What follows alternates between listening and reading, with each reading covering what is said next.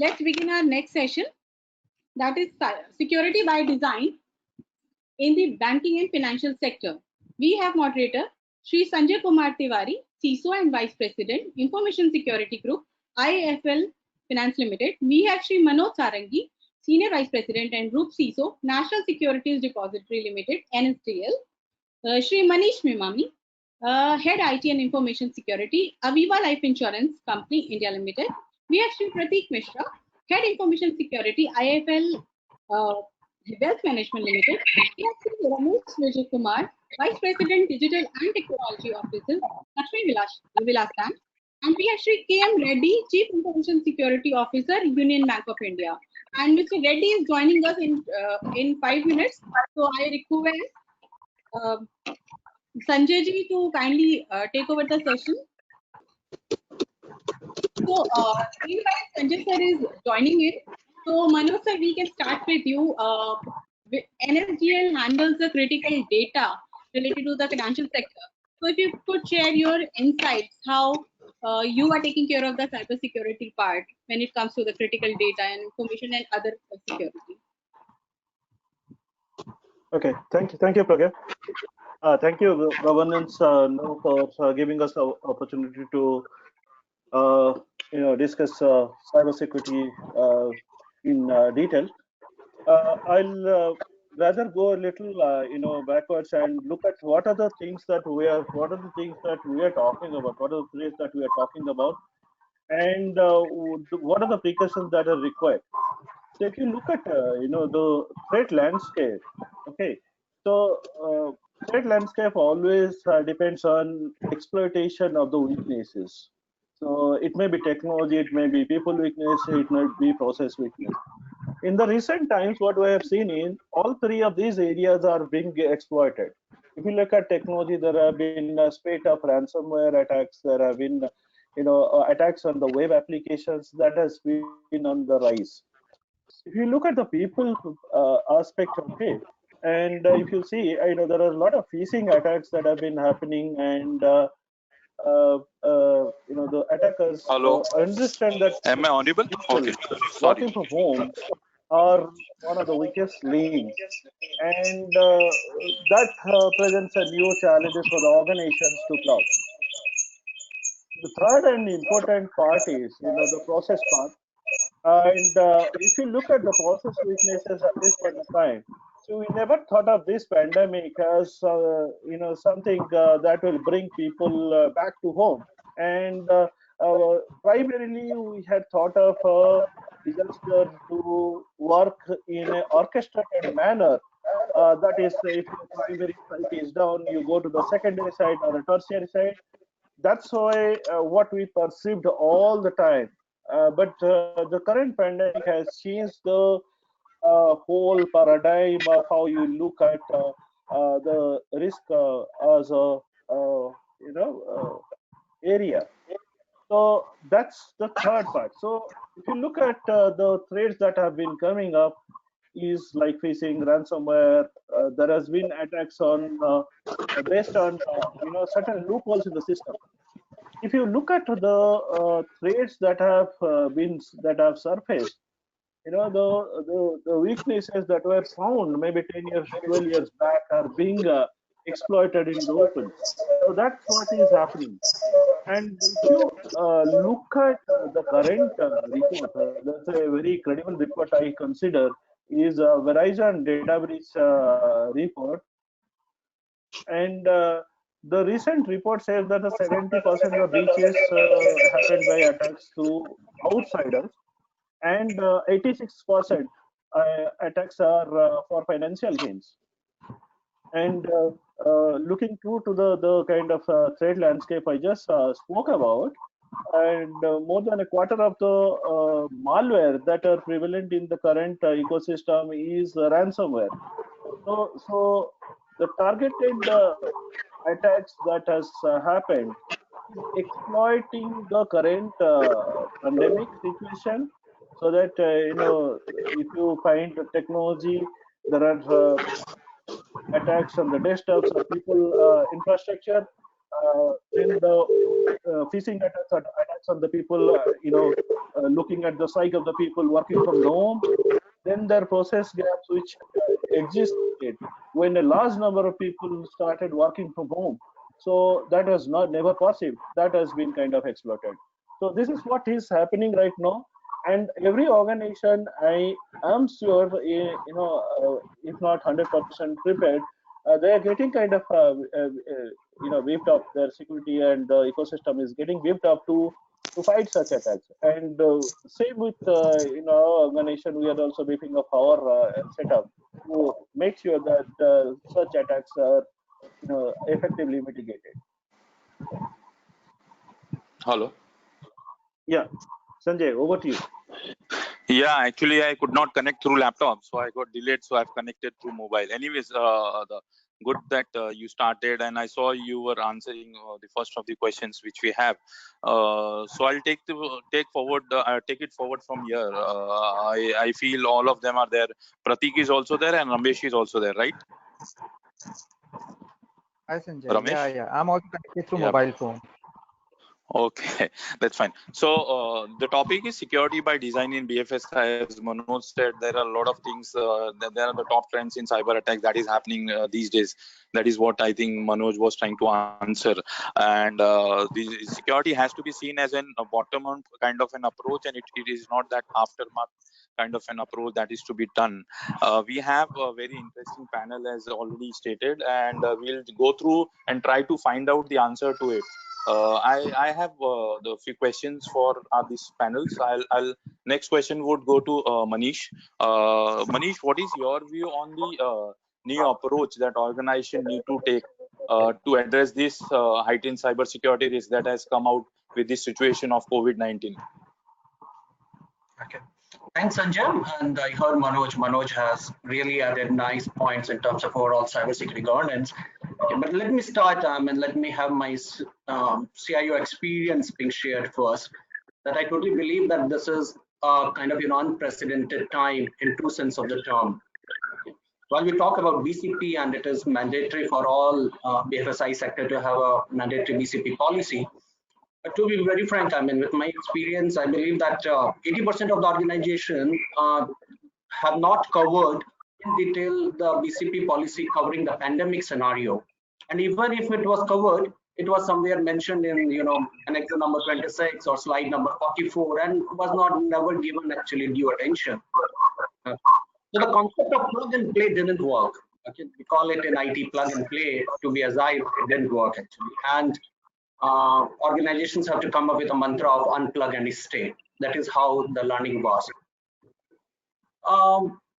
Given, I believe that organizations came up very well and with a very good reaction and pace, and it led to a huge digital transformation. Okay. Ensuring that all employees start working from home, and this really led to a surge in terms of VPN and VDI and many other solutions which were given to employees. But at the same time, this has brought in huge cyber risk to organizations and specifically to BFSI sector. So there the concept of security by design really worked. If it has brought in significant exposure, I would like to highlight few of the key things which organizations should do or must do. Okay. First, I would like to start with kind of employee awareness, because I mean today your employees started working from home and they have never experienced it in the past. And working from home, organizations also didn't have do's and don'ts actually in detail into these scenarios. So having a very good or a comprehensive employee training program, covering do's and don'ts, and doing some kind of simulation exercise, ensuring that employees are always aware of the emerging cyber threats, phishing or kind of ransomware and all, which can originate from their systems at home or from their network. So hence employee training program related to work from home is the first priority which organizations should have, apart from the those technical things. Okay. Second, I believe that VPNs, okay, which were enabled quickly, which were primarily used by in the past by IT or digital functions and by some IT vendors. Okay, this was enabled quickly and was given to most of the employees who were laptop users, or even to some people who are using their own personal devices. So VPN security is must. VPN as well as VDI security, multi-factor authentication, certificate binding the endpoints. Okay, these are the two critical things which I believe is related to VPN and is must be having for security. Okay. Security operating center, my third point. Those organizations who have a full-fledged security operating center, they should have changed their policies and procedures, enhance their capability to monitor the traffic originating from VDI and VPN, who is logging in, how employees are logged out. There should not be any kind of misuse of these solutions. So security operating center should be put in high alert.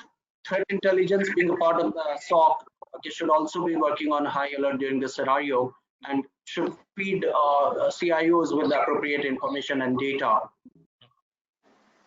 One point, I actually was listening to the previous discussions, and I heard Rakesh Maheshwari talking about mobile threats, because BYOD was enabled on VDI framework, and people were accessing on mobile or iPads or on their devices. I think the endpoint security becomes very critical. Okay, though we said that VDI and all these things we are managing, and we're using MDM technology, we are able to segregate all this environment. But I still believe that having the right endpoint security strategy is also very critical during this time. Mobile and application protection, mobile and application related devices, whatever organizations can share with their employees, ensure that the endpoint is also secure is one key component. And last one I would like to add related to data governance, DLP strategies should be strengthened, and kind of if something, how you can control overall the data leakage, because this has given birth to some new scenarios. This is how, I mean, in the BFSI sector overall, 3-4 points I wanted to mention that to enhance the cybersecurity strategy during this pandemic time. Great, Manish. A lot of insights based on your experience. Actually, this may not be specific to pandemic only. If India has to adopt kind of security by design in BFSI, it has to be followed on a regular basis. That is what I understand from the inputs and experience of the earlier sessions also, which is great input. I have few points to it before I move to Ramesh. As rightly said, cybersecurity, as per me, should be a key differentiator for anything that has been developed in technology today going forward, and that has to be taken care as an business enabler. Hence, today also, if you see how many applications are built keeping security in mind, it's very few, which has to change over a period of time. So coming from there, I'll go to Ramesh. Ramesh, what is your view on balancing the risk and the innovation part? So we have been developing, BFSI organizations have been developing a lot of digital, go to digital, lot of access anywhere kind of a thing, and a lot of innovation is happening. But how do we balance the risk and the business requirement? Your thoughts on that? Thank you. Can you all hear me? Oh, Hello? can you hear me? So, hello? Ramesh, yeah. Go ahead. Can you hear me? Yeah, now we can. But a lot of background noise. Yeah, there's quite a bit of disturbance, even though I'm in a closed environment. Yeah, go ahead. Now it was clear. Yeah, go ahead. Wonderful. And since I'm on mobile, I'm not able to see whether people can see me or otherwise. So I'll just continue. Yeah, we can hear your lovely voice. You can go ahead. Thank you. Same with all of you all who have spoken so far. Wonderful. Anyway, now, as you rightfully said, Sanjay, risk and innovation go hand in hand. It's not only for the new digital initiatives that are being taken by the government or by the various banks or by the various startups. It's also for the existing products, channels which are there and which are being utilized by the banking as well as the other financial sector organizations. For every one of them, there is growth in technology and resultant risks which accompany these growth in technologies. And as it is rightfully felt in the BFSI segment, any growth in innovation will result in additional risks security norms being implemented, as we call in the banking environment, the fraud risk monitoring tools. Hmm. Now, if I was to just give an example of a basic channel such as an ATM, where, as you can see, right from the day one, there have been innovations being implemented on the ATM environment, whether it is a financial change or whether it's a non-financial change, doesn't make a difference. It's an innovation that is happening there. But there are people who are there who are basically all out to ensure that these innovations are utilized for their own benefit, maybe in a negative manner. We had what we call the digital skimming, where only the data from the card would be skimmed out and taken by the ATM skimmers. Then we came to an instance where people started using analog card skimming, so that even if the card data is blocked, they can just capture the sound which is being sent by the card data to the end environment and use that to get the data out. When these were also taken care of by the anti-skimmers, you came out with something called a stereo skimming, which allowed you not only to do the card voice, also to take care of the card data at the same time. Now, my point over here is, no matter how much of risk controls a bank or a financial service industry implement, there is always someone sitting out there who's ensuring that we are on our toes. If you take the So case of the Ramesh, one question on that. How do you balance that? So the business and other teams keep on innovating. How do you balance the risk that is to be accepted and go ahead?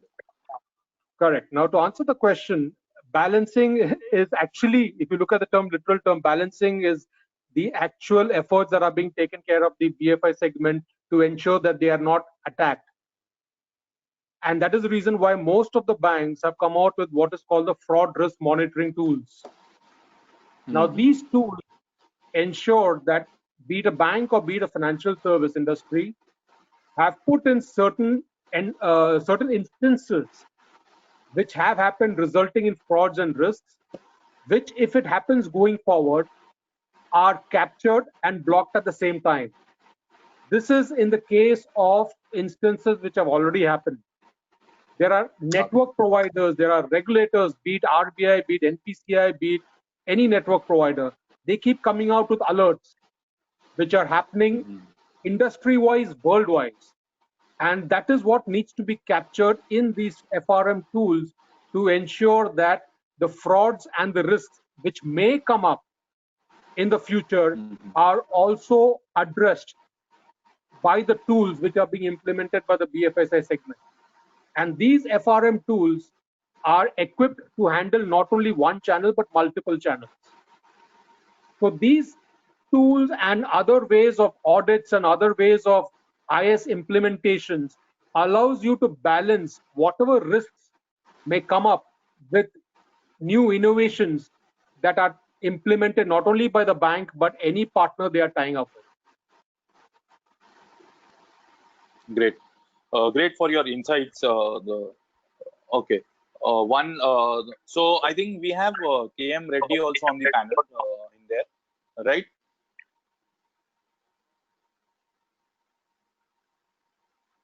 Hello? Yes, please. Yeah, yes, please. Yeah. Okay, great. Moving ahead, a lot of insights from Ramesh we had on the risk and innovation. So I would like to also understand. So I'll ask Prateek the next question. Prateek, what is that you feel? So there are a lot of remote employees that are working in this scenario. Now, what is the best practices? Although a lot of insights given by Manish is there, but from an CISO, so from an InfoSec head perspective, what is your insights about best practice that are critical for improving the security for remote employees? Yeah, so Sanjay, it was rightly mentioned that a VPN must be used, because what we mean by remote working by employees is that people might be using the mobile, tablet, laptop to connect from a network which is a off corporate network, which could be a home network or a personal network. And in this day and age, we have also seen that we have also shipped the desktops to an employee's home so that the productivity will be consistent and they should be able to do the work from the desktop which is provided to their house network. Now, first thing which we must ensure is to securely authenticate the employee in the corporate network. What I've seen, Sanjay, is even the VPNs are vulnerable somewhere. So another thing which we must add to a VPN-based authentication is a multi-factor authentication over VPN. And the second factor which can be enabled if we are using cloud-based application is a risk-based authentication, which should be adaptive in nature. So an example would be if a person is coming from a high risk IP or a high risk location, or if he is trying to authenticate at normal times, then there should be an extra challenge which must be presented to the employee, which he must successfully pass before getting an access to the information set of the organization. So on the VPN, first multi-factor authentication and adaptive risk-based authentication must be enabled if cloud applications are used. It is also essential that once a user goes through a VPN, Sanjay, can we mute everyone and then, because I can hear a lot of disturbance. I'm not sure whether it is mine. I think most of them are mute in on mute, right? Okay. Oh, okay. Yeah, now it is, now there's no disturbance. So another thing which I've established is once an employee logins through a VPN channel, he should be only able to get access on a role-based methodology, which means that all the access which was then the corporate network should be mirrored on VPN, and there should not be some extra access which is provided. If an employee wants access to another server segment or another critical segment of the organization, appropriate approvals must be established within the organization as a process, so that the employees do not keep on lingering from one server segment to another server segment, because this can then be used as an open environment for hackers to leverage. For handheld devices, MDMs are very, very essential. So if you are using, I'll just take a technology example of Microsoft. There are tools like Intune, which can be implemented, which will keep the data Mm-hmm. protected. Data which is hosted on OneDrive or a SharePoint. A person won't be able to download this data. It will be only stored, processed, and transmitted within the secure environment of Intunes. So that has to be mandatorily enforced on all the employees, even the vendors' mobile endpoint if they're using it. And we must also ensure, which is often missed, is basic security hygiene, Sanjay, because what I've seen from my experience, that we keep on implementing a lot of security control, but at the same time we keep on forgetting about the original security controls which are implemented in the organization. So basic Mm-hmm. security hygiene like AV definition updates, patch updates, which are often missed. So this should happen even if the employee is working in remote scenarios. Now this means that the employee should keep on connecting to the internet, and only then the AV definitions will be updated, the patch will be updated. So we have to ensure that Okay. these basic hygienes will remain consistent. Uh, I've seen in this particular experience in COVID, because we, or organizations, are using a lot of rental laptops, and these Mm-hmm. rental laptops are secured by the organization's best practices and then given to the employees. So maintaining a thorough inventory of all these remotely connected endpoints is also essential, because how would you ensure that a antivirus or a patch is updated on that last endpoint which has been provided to the employee, which is a rental endpoint? So proper Mm-hmm. inventory of all these endpoints is very essential, and you should keep on deduping this particular inventory with the logs which are getting generated in, let's say, take an example, antivirus solution or a patch solution, and see whether all the endpoints are getting mapped or not.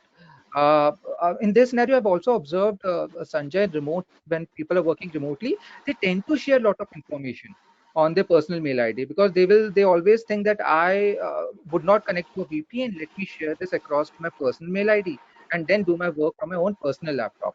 So over here, as it was rightly mentioned, the importance of data loss protection solution is very, very important. So you can use the native cloud applications, data loss prevention solutions which are provided by various cloud apps, SaaS providers basically.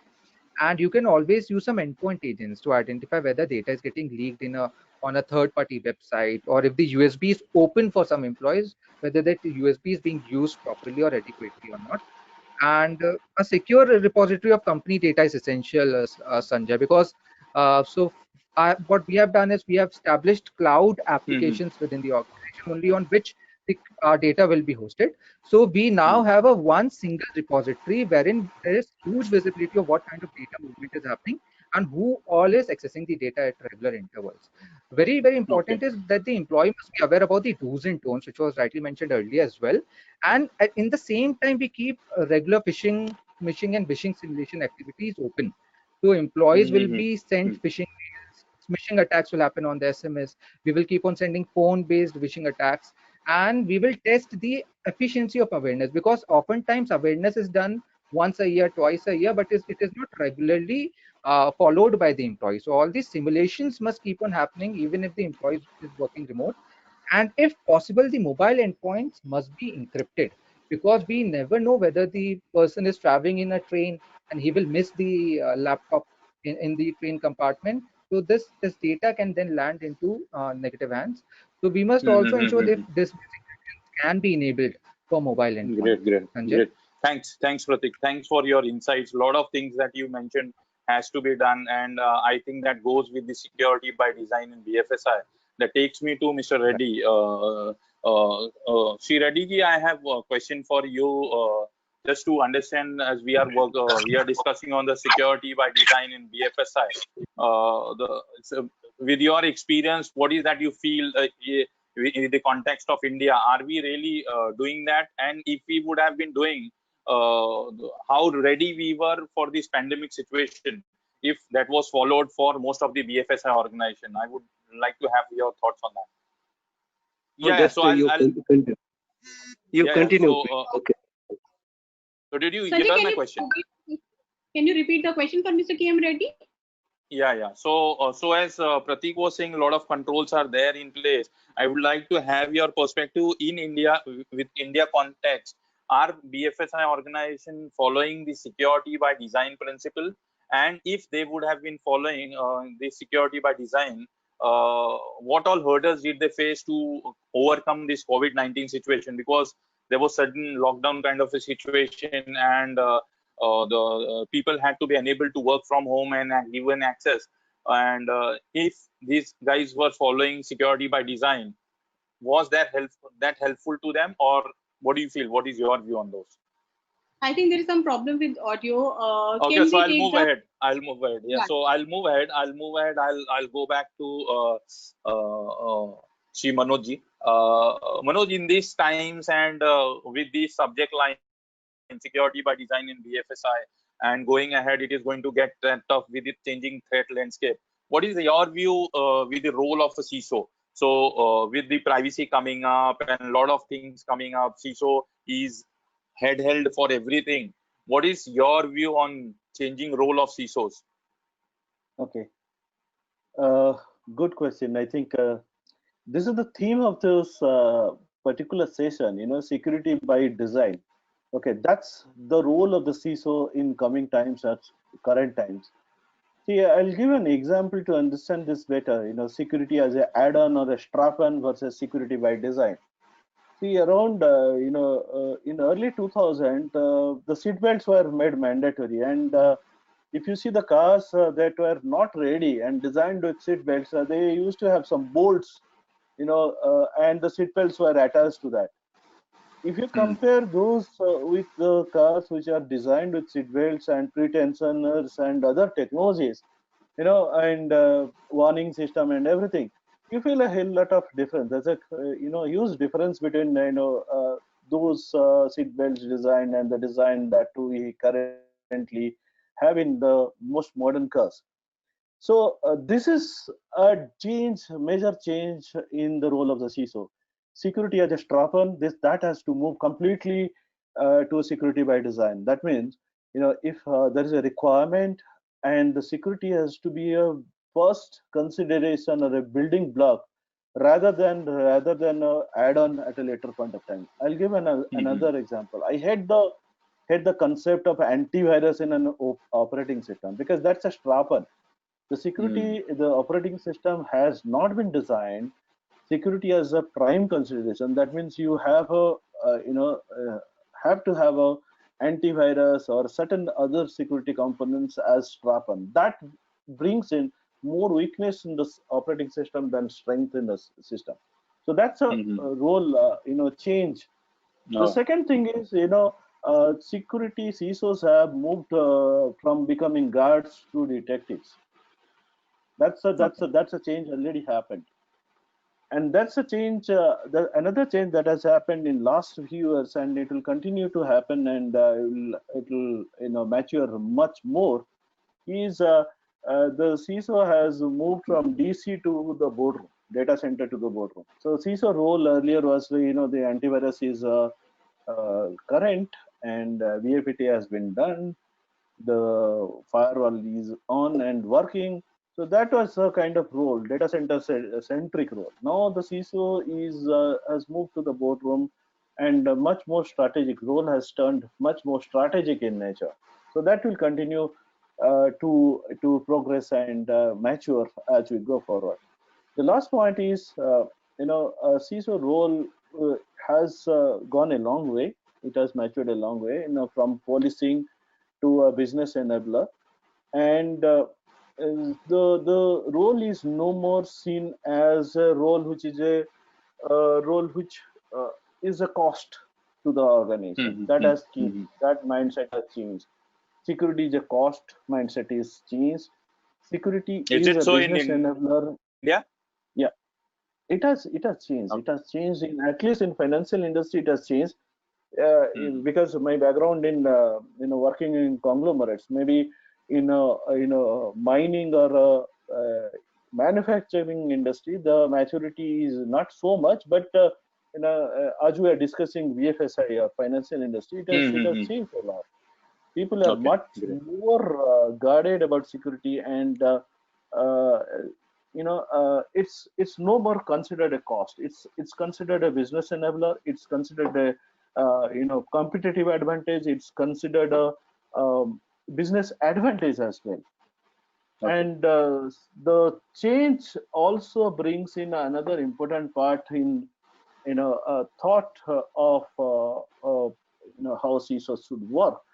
The compliance mindset is something that will continue to stay, but along with the compliance mindset, complying to regulatory requirements, the industry requirements, the best practices, the standard requirements, there is a risk aspect that's always been kind of taking a backseat, which has now moved onto the front with current situation.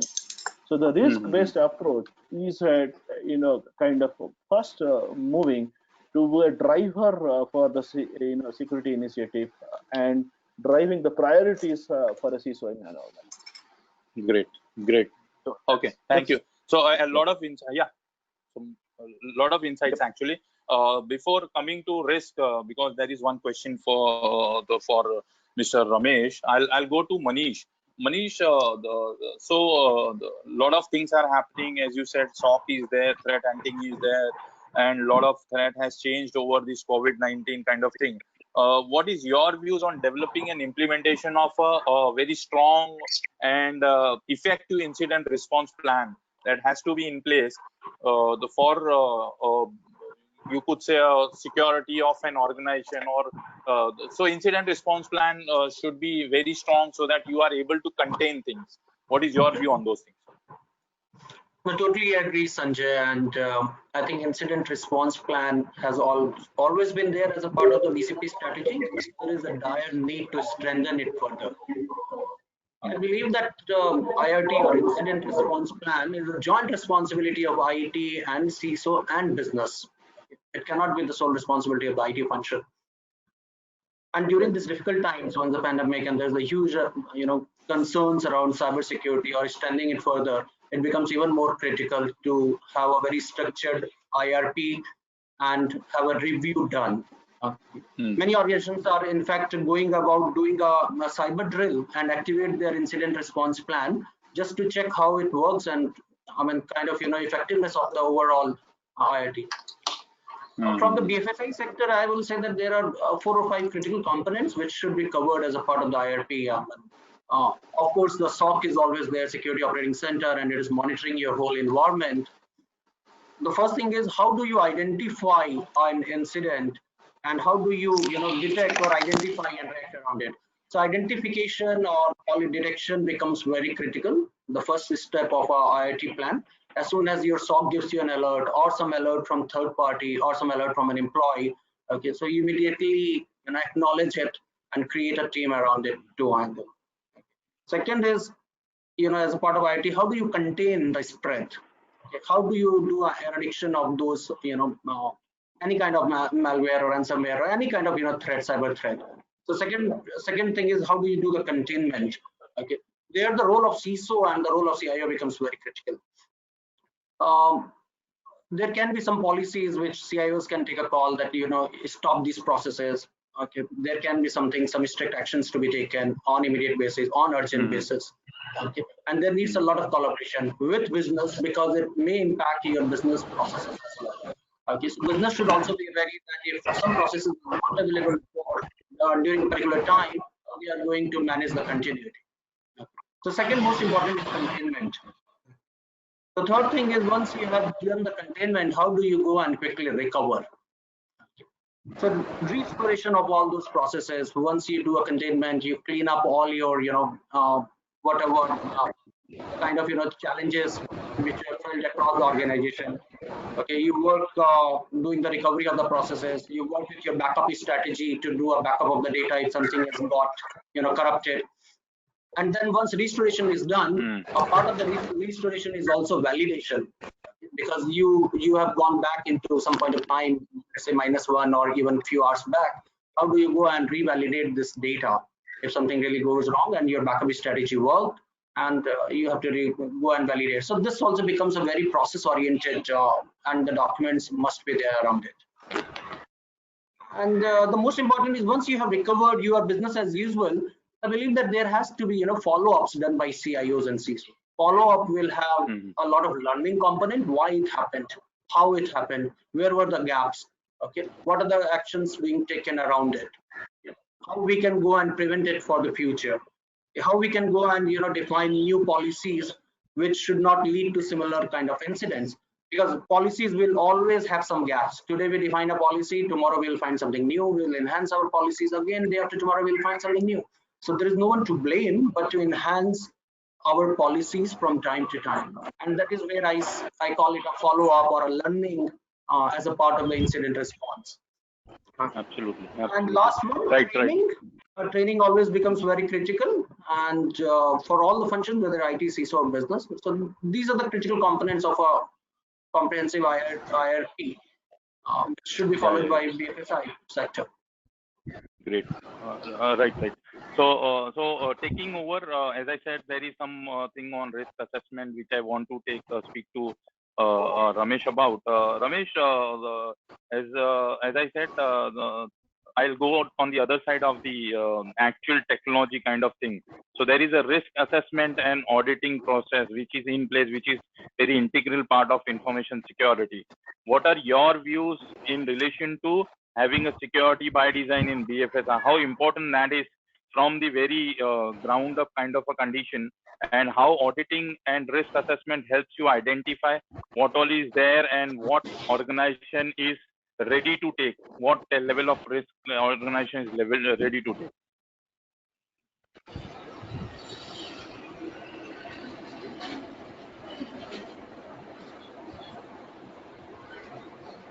Yeah, Ramesh, can you hear me? Can I answer this? This is Yeah, Ramesh.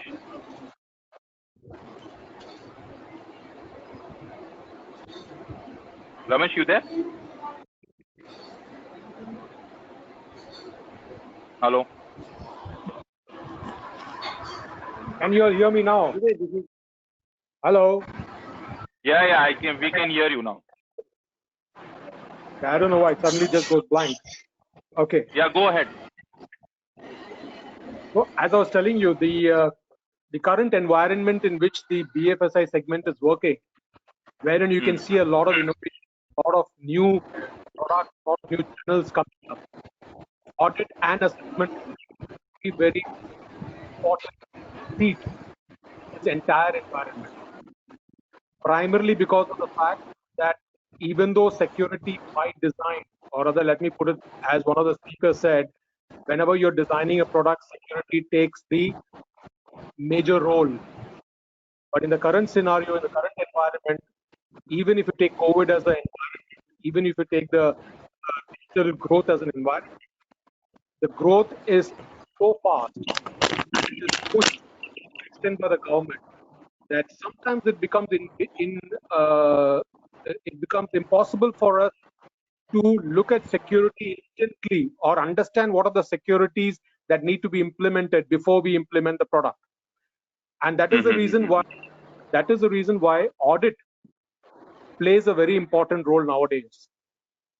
Okay. And audit comes into being primarily because of certain policies, certain regulations, which maybe the regulator gives us, or which even third party, the industry level third parties provide us, which results in creating an incident response plan for the bank.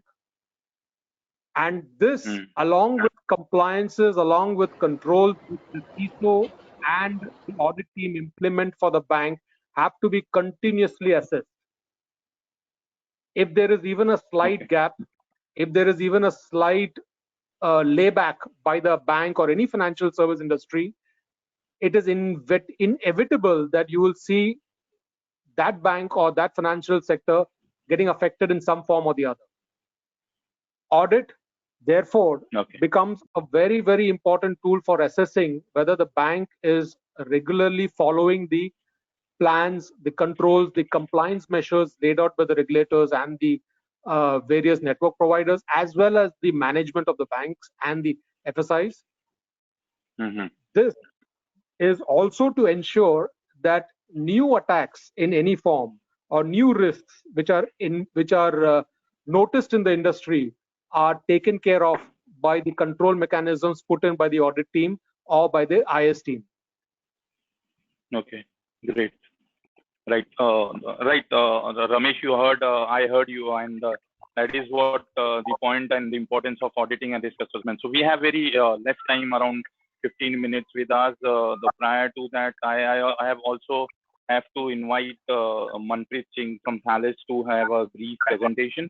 Before closing, one last point. So I'll want everyone's views on this. So I have to start with, since Ramesh has a bad network, I'll start with him. Ramesh, I want quickly 2 practical challenges in implementing security by design in the BFSI industry. Practical challenge, quickly.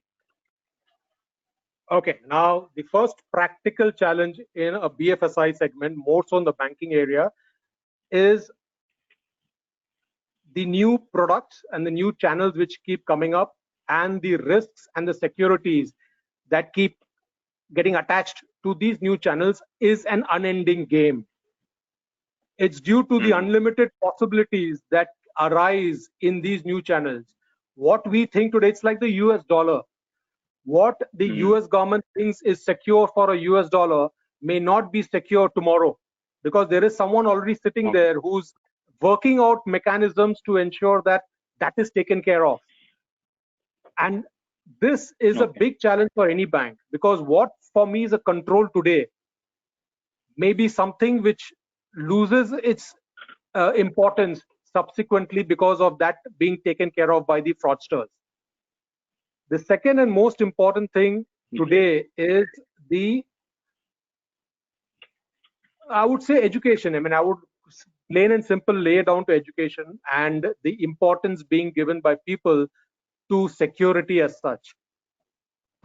I have realized in the BFSI segments, more than security, how much ahead can I be of the other takes prime importance. And thereby, security takes a backseat. Not clear. Can you hear me now? Hello? Hello? Hello? Not clear. Hello? Hello? Hello? No issues, Ramesh. We got your we got your inputs. Probably we'll move. Hello? Hello? Hello? Hello? Can you hear me, Sanjay? Hello? Sir, you continue, please. I think I can listen both of you. So I think people are able to listen to you.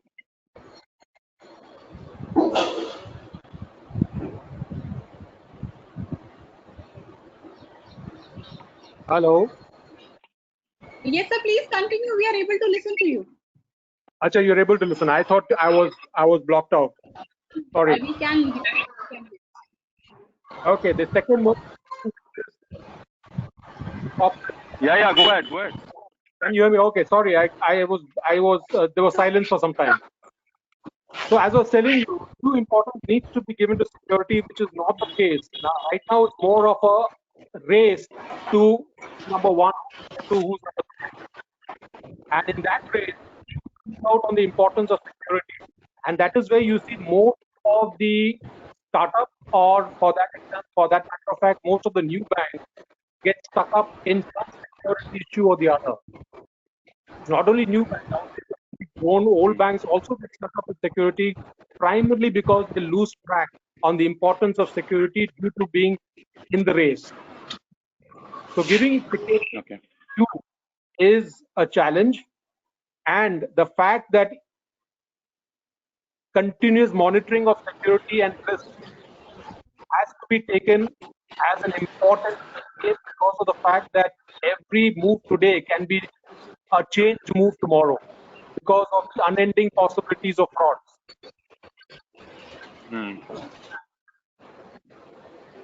Okay. Thank you for that. Manish, your views? Two practical challenges. One practical challenge, what I always believe is how fast business wants you to do some digital transformation and how quickly you can manage the cybersecurity around it. Okay, during this pandemic scenario, it was very evident that solutions were supposed to be delivered as fast as they can, and how security was to be built in within that time frame. Okay, so the pace at which security can be designed. Another thing I believe from SAFE perspective is the kind of investment which it requires. The investment in terms of ensuring the new cyber tech technologies which can be implemented. So these are the two practical challenges which I believe. Otherwise, solutions are available into the market. Investment and how fast you can roll out are the key challenges during this. Great. Manoj, you? So I'll not repeat what others have told. So those are quite relevant, and those are part of the practical challenges. One of the major challenges I see is all the systems that you use are some of them are legacy systems which existed, and we always build on top of that. So the systems that were built earlier were never built with a philosophy of security by design. So that's one of the challenges when you build on top of or extend the legacy systems to build new systems. That's the first challenge. The second challenge is related to people. When you have new technology, new services, newer territories that you try to kind of get into, so you always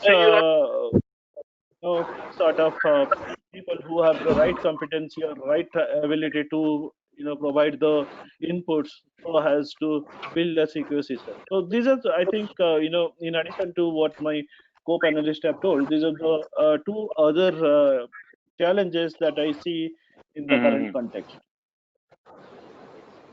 Okay, Prateek, you have your views? Yeah, so Sanjay, basically a project governance approach is essential. So all the projects must be consolidated to a project governance or a management office, whereby the security principles or security guidelines can be straightforwardly given to the business stakeholders for them to refer to.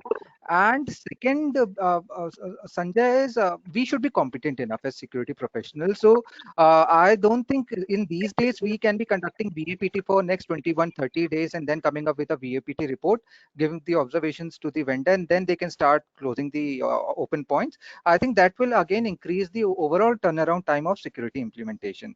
So if a DevSecOps kind of a thing, or somewhere wherein we can implement security in the rightly mentioned in the design phase, wherein the security assessment will keep on happening parallelly, and the observations are as quickly as possible given to the stakeholders or the vendors, so that they can start working on the open points. So that can really make a very positive scenario for the entire business, and they will feel healthy about the information security department of the organization. So a management commitment to all the projects being going for security assessment, and the security assessment turnaround time should be quick. I think these 2 points from my end, Sanjay. Okay. So before winding up, I'll invite Shri Reddy ji. Reddy ji, your views on this question of two practical challenges to implement security by design in BFSI. Yeah, Quickly, Mr. we are short of time. Yeah, I think all Yeah. my Go ahead, speakers nicely covered. And today, if you see the, this is one of the baseline security which is required by the BFSI, security by design. And mostly right now, few of the banks, they have adopted at the initial discussion of the project level, they are using some kind of tools like, some are using the HP 45 tool to ensure that, they are complying with the WhatsApp requirement and other baseline security guidance, and so that they after once the application goes live, so that they have a very less kind of vulnerabilities or their business impact. Basically, they are relating to the business impact with their design, whatever they have designed. It is meeting the complete business requirement. So it's all BFSI. They are now adopting the tools to ensure that they are meeting the requirement, this kind of requirement at the beginning of the project, at the initiation level of the project implementation.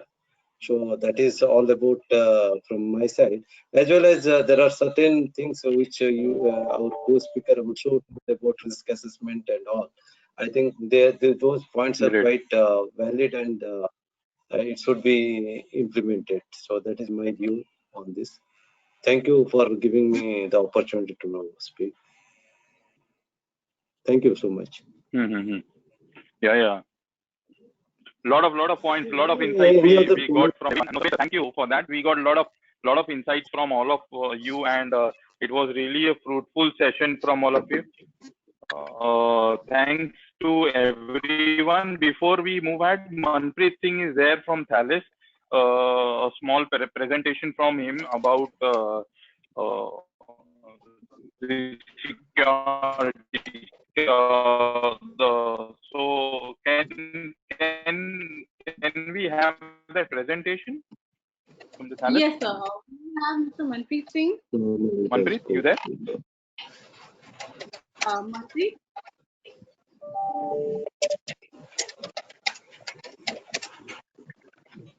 He was around.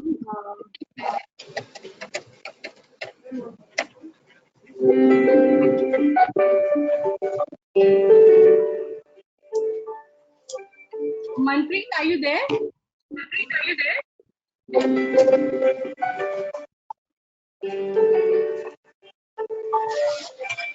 So, just allow me to check what's happened with connectivity.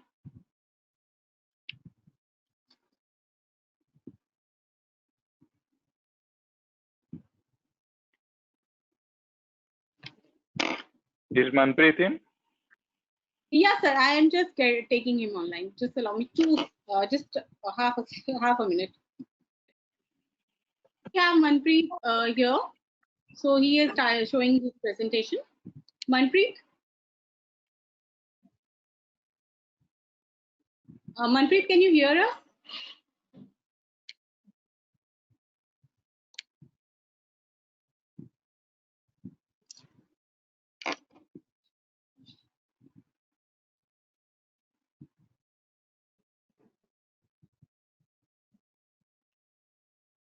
Hello, can you hear me? Hello.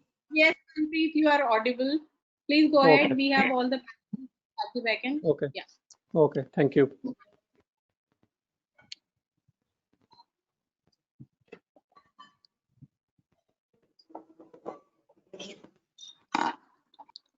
Okay. So, hello everyone. My name is Manpreet Singh. I'm a solution specialist in Thales. So, thank you very much for joining this session, and I'm hoping everyone is safe at their home. So, So today's session is about securing digital transformation, right? So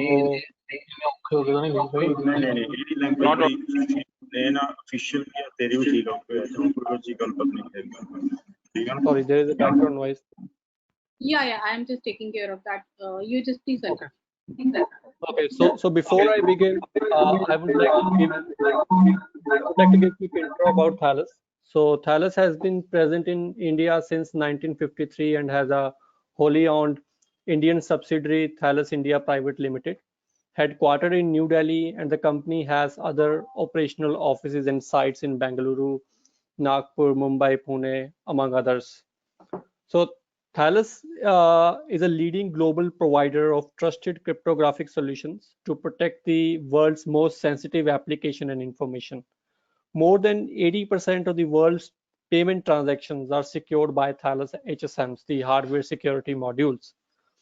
Now, as you know that data has become the new oil, as per the IDC Data Age 2025 white paper report, that by 2025 there will be 175 zettabytes of global data, right? It means that data will be everywhere. It will be in cloud, server, networks, user devices, medias.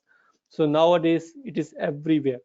And now, so which means that organizations are facing new challenges every day to protect this data from data breaches, as hacking tools are easily available on internet. So protection of this data become an utmost importance, and if it is not protected properly, this sensitive data, then it could cause serious damage to companies' financial as well as the public reputation, right?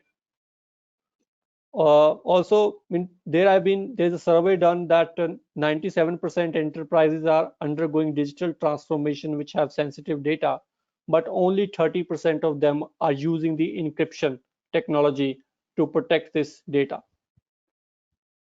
So the reason being that most of the enterprise and the rest of the organization which are not protecting this data, the reason is that they are not even aware that where that data is.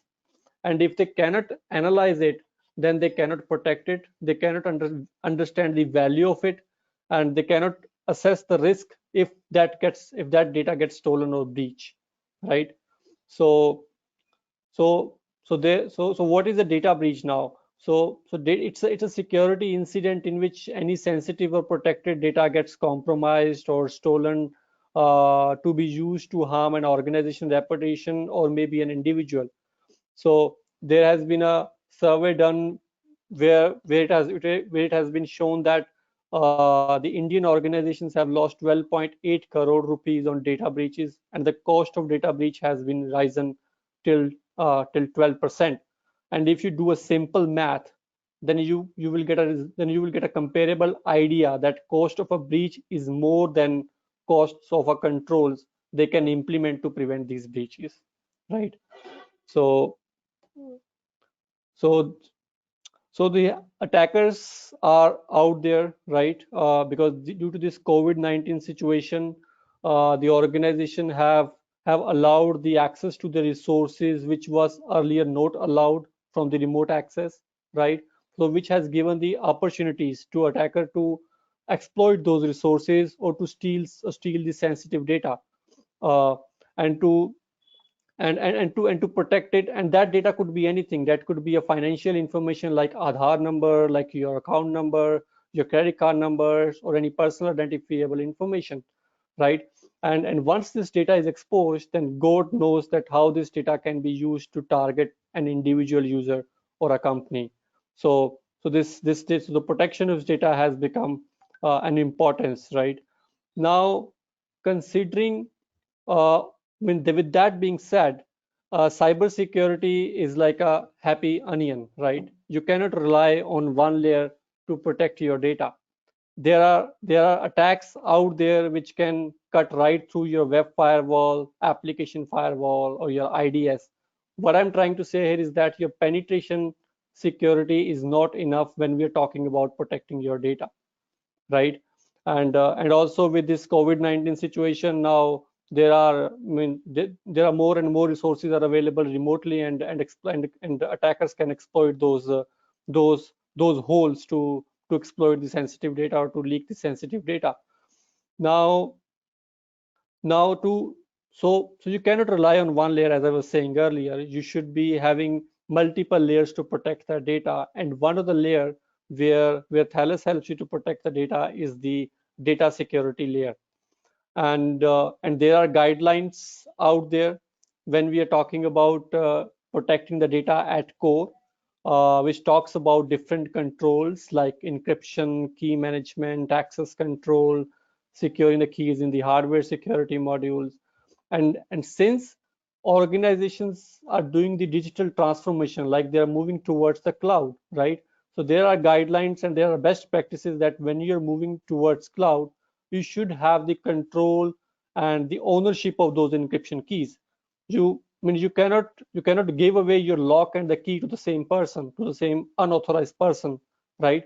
So even if you're moving your data to the cloud, then at the same time you should still be owning those encryption keys in your control, so that even when something bad happens, or you want to do some digital shredding like that, then you can erase those keys from you. I mean, those keys are in your control, and you can simply delete those encryption key or erase those encryption key from your system to completely that data useless to the cloud service providers.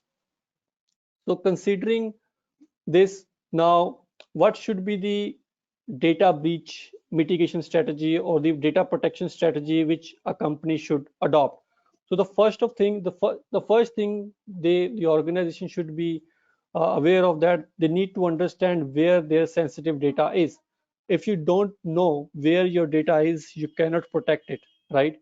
And this data can be anywhere. It can be in your cloud, it can be on premise, in application databases, virtual machine, anywhere. It could be on your end user machine, right? So first you have to identify where this data is.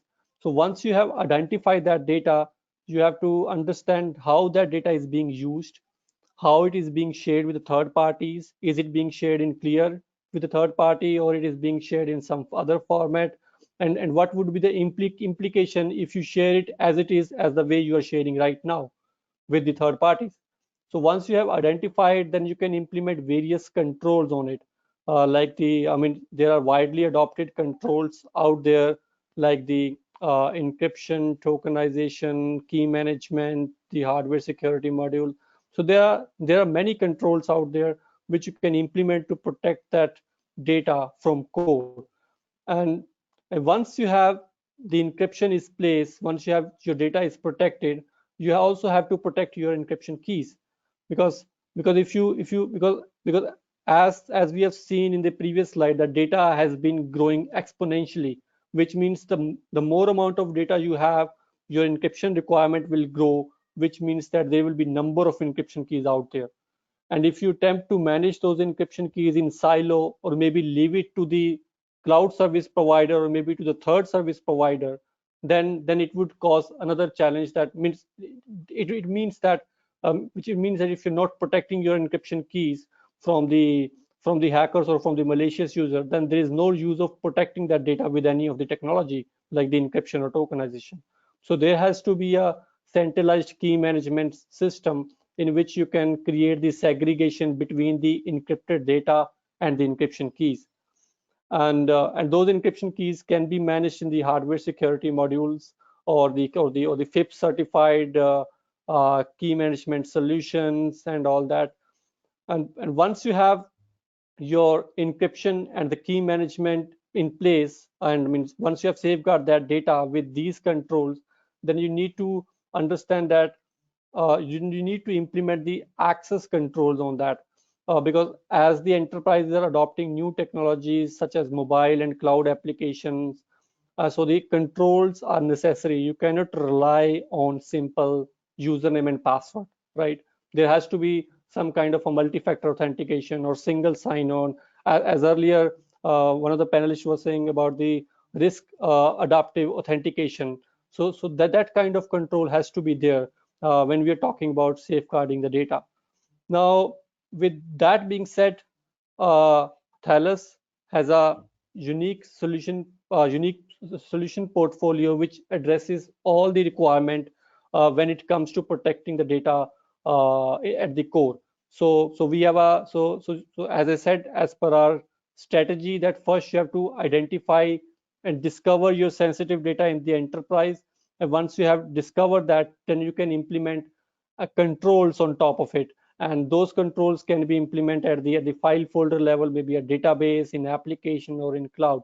So once you identify that you have a data residing in the cloud with the data discovery, then you will evaluate how it is being used, what are the risks associated with it if that data gets leaked, and what controls you can implement on top of it to mitigate that risk. So Thales has a unique portfolio, as I said, solution which helps you to do all that. So it doesn't matter where your data is, whether it's in the application, database, file system, in cloud, or in big data containers.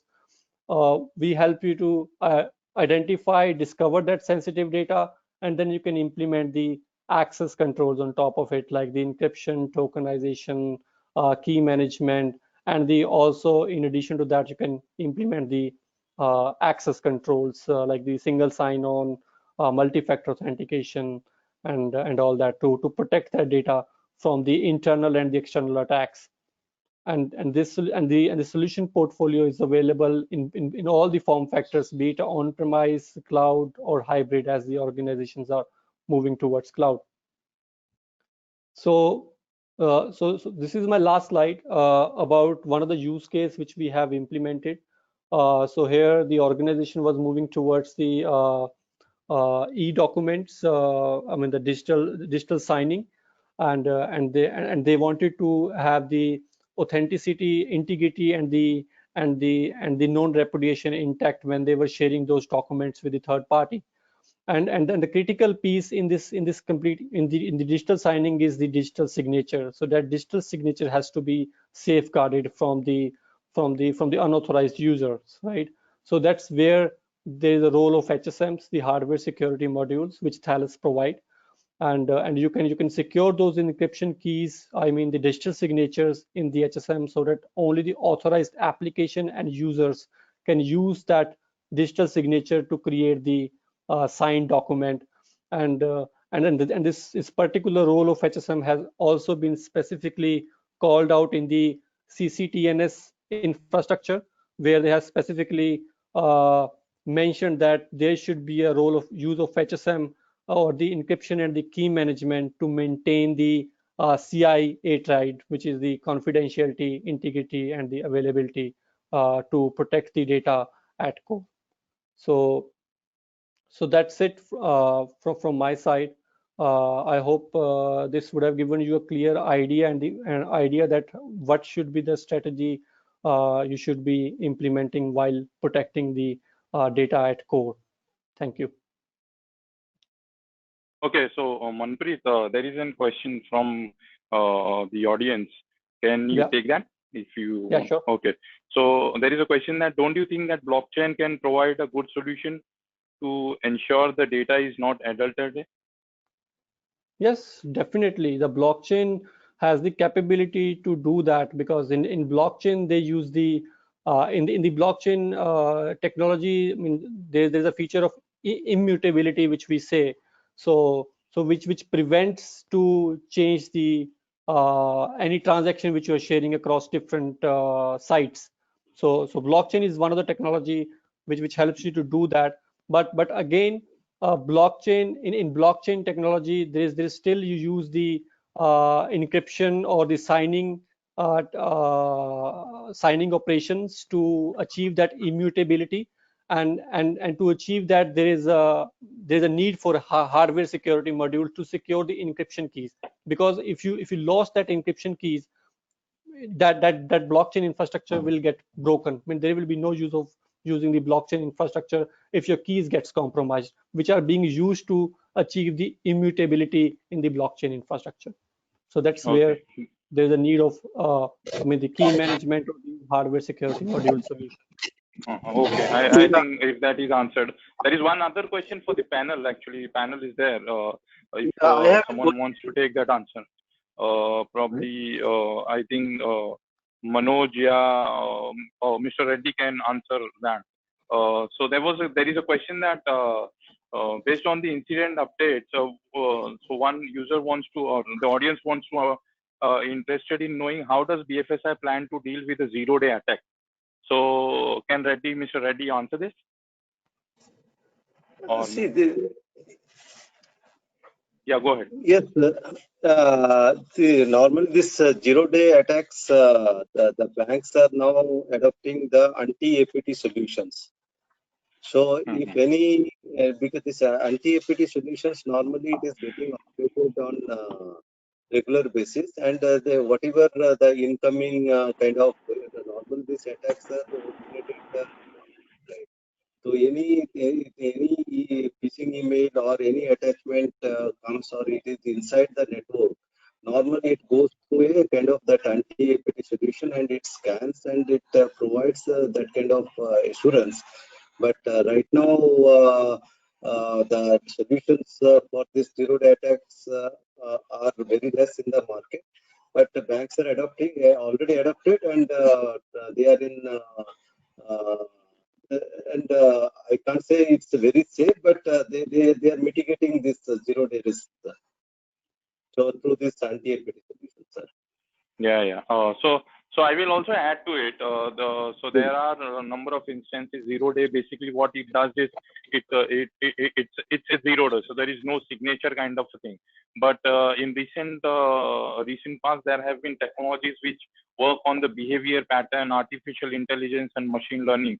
So there are many solutions that have come up, and BFSI has started adopting those kind of a solution, which helps in blocking zero day. Still, I cannot say all zero day can be blocked or can be BFSI can be secured, because zero day are to evade these things.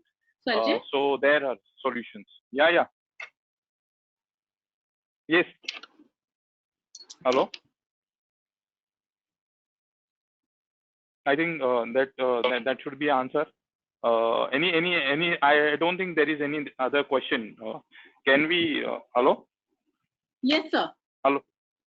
So can we close this, or is there any other questions? So there is one question. What should be the reporting structure of CISO in NBFC? Okay. So I think the Reddy sir can answer this. Last question. Sorry, we are running late, so we can take this last question. Yeah, it depends on organization to organization. And this governance structure, what you're asking is that mainly the PSBs and the private sector banks and this NBFCs and also the other sector which has come controlled by SEBI. So all have come with some certain guidelines. The CISO means how we should report, to whom to report, and what would be the governance structure. So especially it depends on the organization. Still there are guidelines, but depending on the size of the organization and the size of their infrastructure, IT infrastructure, they are adopting their own governance, but it is not matured at they are fully compliant with the regulatory guidelines like RBI or SEBI.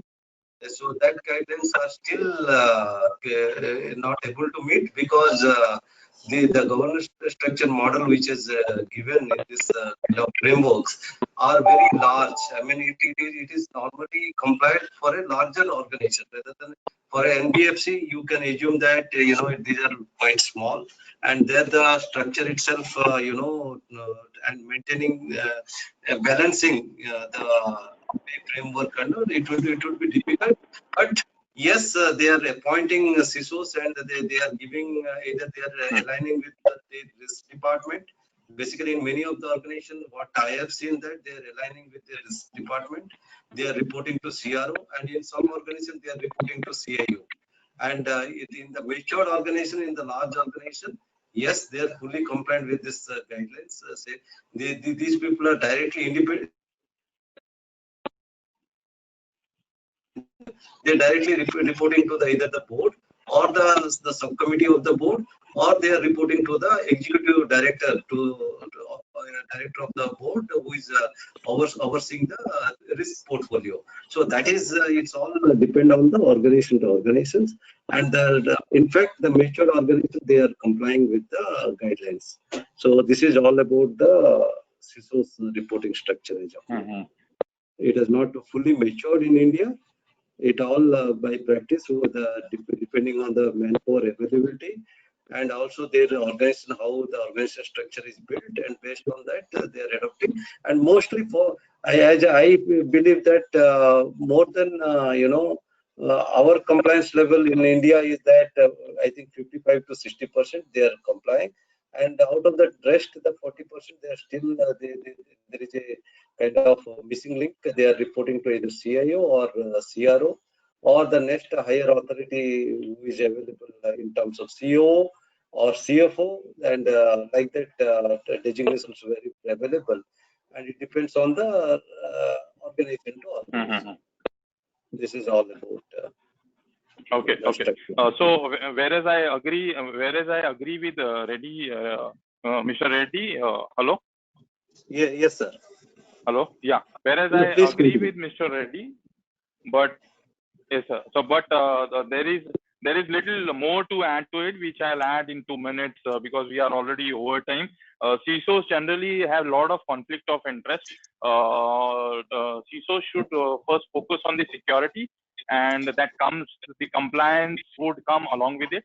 And as a reporting, there is always conflict of interest with the technology team, and CISOs should ensure that CISOs should be reporting to some maybe CEO or a board of directors kind of a thing, so that he is independent to implement things. That is what my view is, and I'm sure most of the CISOs would agree, and InfoSec professionals, because after working so many years into information security and the kind of things that has been, because it is always assumed that CISO is the obstructor of implementation, which is not the case. Hence, the reporting should be actually in BFSI, it should be reporting to CRO, board of director, or CEO. That is what my view is. Yes, absolutely right. I think it was a long and fair session, lot of inputs, lot of insights we got. I think we can go ahead. Thanks to all the panelists. Reddy. Yeah, so thanks to all the panelists and Manpreet for their presentation, short and sweet presentation. And we can end this conversation. Thanks everyone, Manoj, Manish, Prateek, and Reddy sir, and thanks, Mr. Sanjay. Thank you. Good day. So much, Thank you, Sanjay. Thank you. Okay. Very much. Good day.